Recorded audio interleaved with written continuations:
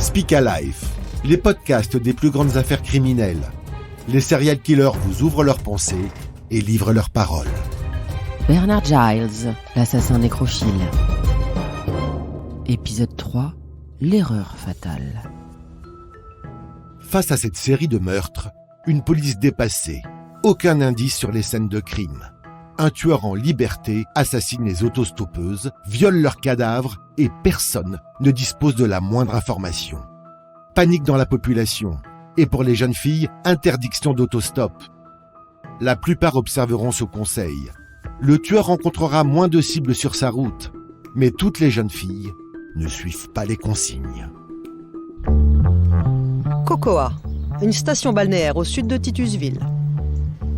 Ce 11 janvier 1974, Darlene et Vicky, deux adolescentes de 15 ans, décident de sécher les cours et de passer la journée à la plage. Malgré les consignes de vigilance, c'est en autostop qu'elles comptent s'y rendre.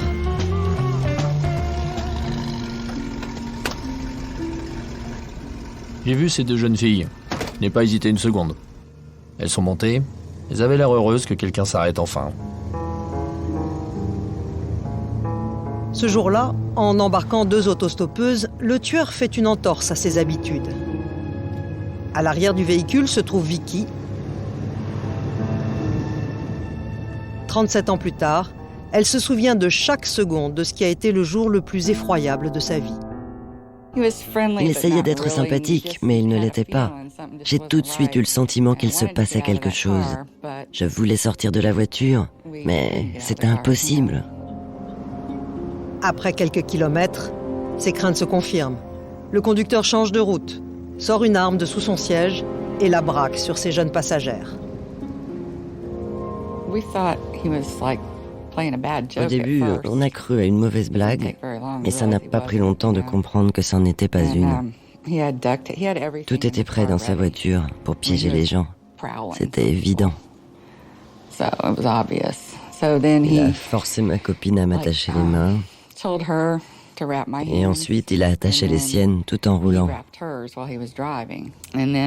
On est allé vers une forêt, visiblement, il savait très bien où il allait.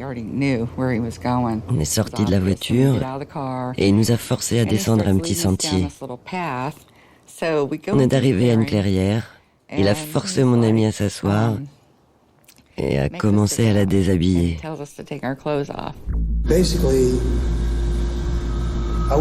En fait, je dois avouer que j'étais plus intéressé par l'une des deux jeunes filles.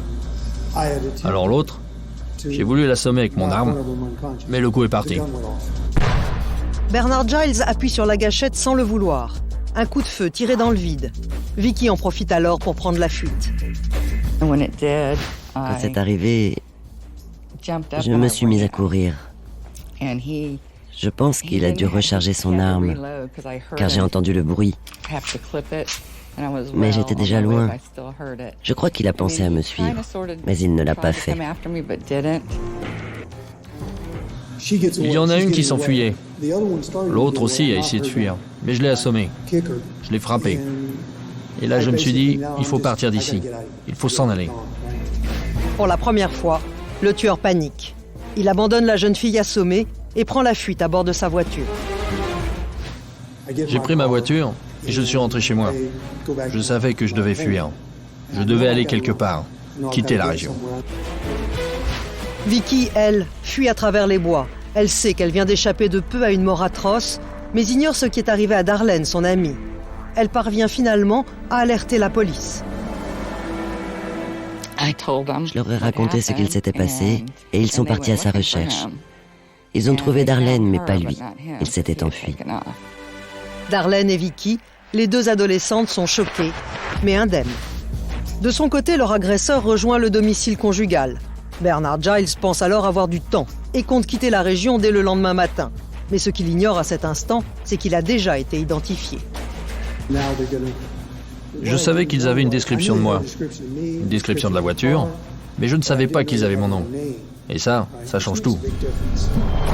Le nom de son agresseur, Vicky l'a découvert dans la voiture de Bernard Giles. J'ai découvert son nom quand j'étais à l'arrière de la voiture. Il y avait des factures à son nom, donc j'ai pu le donner à la police. Les policiers se rendent immédiatement au domicile de Giles. Ils avaient une description de la voiture, de moi et mon nom. Donc évidemment, ils m'attendaient au moment où je suis arrivé chez moi. Je suis arrivé et ils m'ont arrêté. Moins d'1 heure après sa tentative de meurtre sur les 2 adolescentes, Bernard Giles est arrêté à son domicile et conduit au poste de police. Je me suis retrouvé dans le bureau du shérif et ils l'ont amené. Il était juste devant moi, aussi proche que vous et moi actuellement. Ils m'ont demandé si je le reconnaissais. J'ai dit que c'était bien lui et ils l'ont arrêté. C'était effrayant. Même si je savais qu'il l'avait attrapé, j'avais peur qu'il parvienne à s'échapper et à m'attaquer de nouveau. J'ai vraiment eu très peur. Pour la police, le témoignage de Vicky est un cadeau inespéré. Ils tiennent enfin un suspect pour les 5 meurtres de jeunes filles commis dans la région. Il n'y avait aucune preuve, il n'y avait aucun suspect qui se dégageait.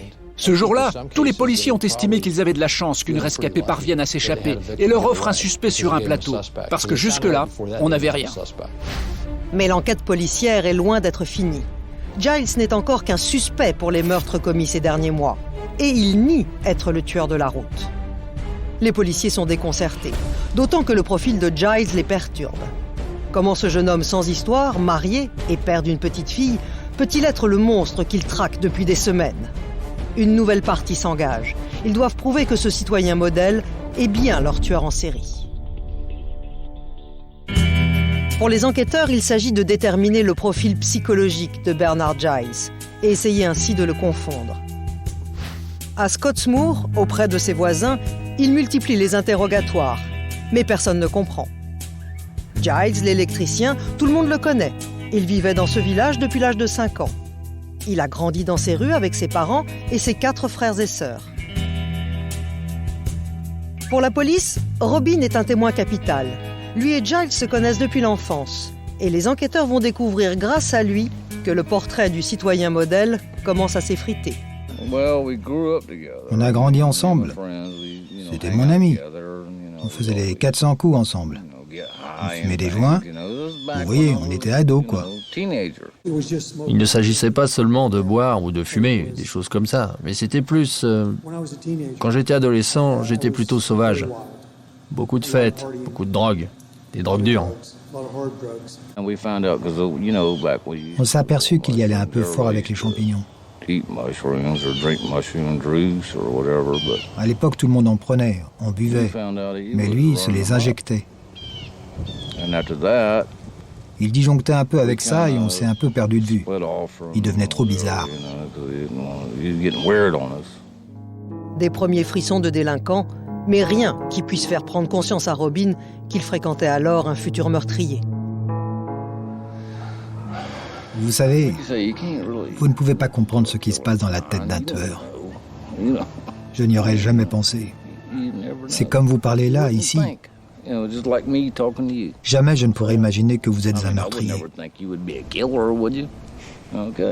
C'était pareil avec Bernard. Je n'y ai jamais pensé. Ces choses-là, j'ai essayé de les évacuer. Avec toutes ces années, on y pense moins. Mais dès qu'on en reparle comme on le fait actuellement, c'est tellement horrible. Que se passe-t-il dans la tête d'un tueur ? C'est le mystère que tentent de percer les policiers qui enquêtent sur Bernard Giles. Et ils ignorent encore à cet instant qu'il aurait pu passer à l'acte depuis longtemps.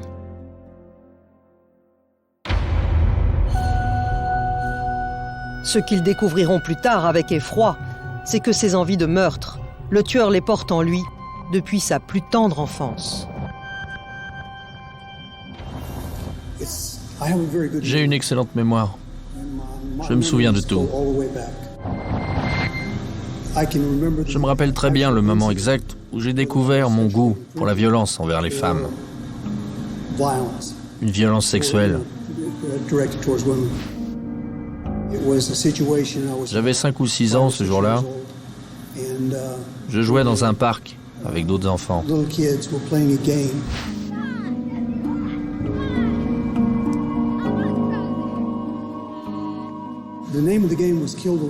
Le jeu s'appelait Tuer la sorcière. Je jouais à étrangler une de mes amies. Et j'ai eu ce jour-là une révélation sexuelle très puissante. Bernard Giles en est convaincu. Ce jeu d'enfant a été pour lui un élément déclencheur. Étrangler une de ses camarades ce jour-là lui a procuré un tel plaisir que sa vie en a été bouleversée à jamais. Je suis persuadé que ce que j'ai ressenti à cet instant m'a entraîné vers ce que je suis. Depuis, à chaque fois que j'ai été violent envers une femme, sexuellement violent, ça venait de ce jour-là. Pourquoi ce jeu a-t-il autant marqué Bernard Giles?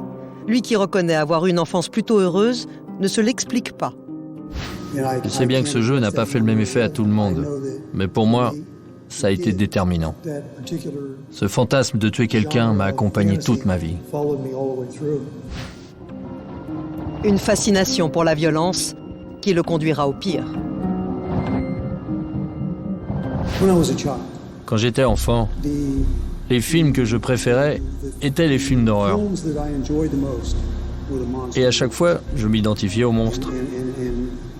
Du genre, c'est un bon gars au fond, mais il peut vous arracher la tête. Pourquoi un tueur passe-t-il à l'acte? Comment finit-il par obéir à ses pulsions? Les policiers, encore novices en la matière, vont découvrir au fil de leur enquête ce que sont les caractéristiques d'un tueur en série. Alors quel a été le parcours de l'adolescent avant qu'il ne devienne un meurtrier? Que s'est-il passé entre la découverte de ses pulsions sexuelles et son passage à l'acte? Pour le savoir, écoutez le prochain épisode.